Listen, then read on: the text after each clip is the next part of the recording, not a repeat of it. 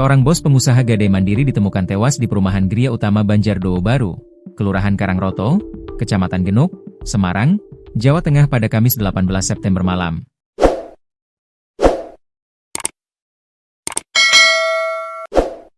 Korban Ika Rahmawati, 43, diduga tewas dibunuh oleh nasabahnya.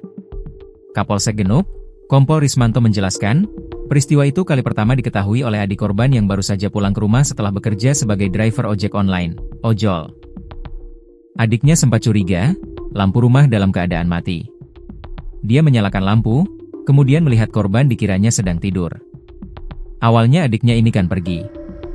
Kemudian pulang melihat lampunya mati, dinyalakan dia, adik. Kemudian melihat korban itu dikiranya tidur, terus dibangunkan gak mau bangun, kata Kapolsek Genuk, Kompol Rismanto saat dihubungi, Minggu, 21 September 2025, dilansir dari tribunjateng.com. Setelah dibangunkan tidak bangun, akhirnya memanggil tetangga. Setelah dicek ternyata sudah meninggal, kemudian dilaporkan ke polisi. Dari hasil pemeriksaan awal, polisi mengonfirmasi adanya luka di bagian leher korban. Dugaan kuat, korban menjadi korban tindak kekerasan. Polrestabes Semarang, AKBP Andika Darmasena membenarkan kejadian tersebut adalah tindak pembunuhan. Korban itu pemilik usaha gadai, nah pelaku hendak menebus motor, tapi tidak sesuai kesepakatan harga hingga berujung pembunuhan, ungkap AKBP Andika. Terduga pelaku 2, warga Tambra Dalam, Semarang Utara itu kini ditangkap di kawasan Candi Penataran, Kali Pancur, Kecamatan Ngalian, Kota Semarang, Sabtu, 20 September 2025. Dua ditangkap tanpa perlawanan. Pelaku ini membunuh korban dengan cara mencekiknya, papar AKBP Andika. Selepas menghabisi nyawa korban, pelaku membawa motornya kembali. Tak hanya itu, sejumlah barang berharga milik korban, diantaranya perhiasan hingga TV digasak oleh pelaku. Kasus ini masih ditangani oleh Polsek Genuk. Polrestabes Semarang hanya melakukan bantuan penangkapan terduga pelaku, katanya.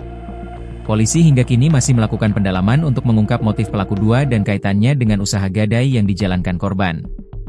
Pantauan tribunjateng.com, suasana rumah bercat abu-abu di sebuah gang kecil kawasan Kelurahan Karangroto, Kecamatan Genuk, Kota Semarang masih terlihat lengang. Senin, 22 September 2025. Pelis lain masih melintang di pagar rumah itu, lampu-lampu dalam rumah dibiarkan menyala, dan portal gang belum juga dibuka sejak Kamis malam, saat peristiwa nahas menimpa penghuninya. Rasa kaget dan duka masih menyelimuti para tetangga.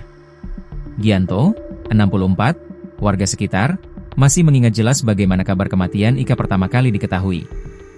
Adiknya pulang habis maghrib, dari cerita adiknya, biasanya Mbak Ika kalau tidur itu pintunya dikunci. Tapi malam itu pintunya terbuka sedikit, tuturnya.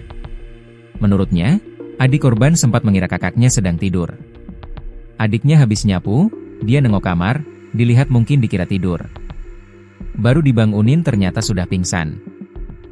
Tetangga yang kerja sebagai perawat ngecek nadi, ternyata sudah meninggal, ujarnya.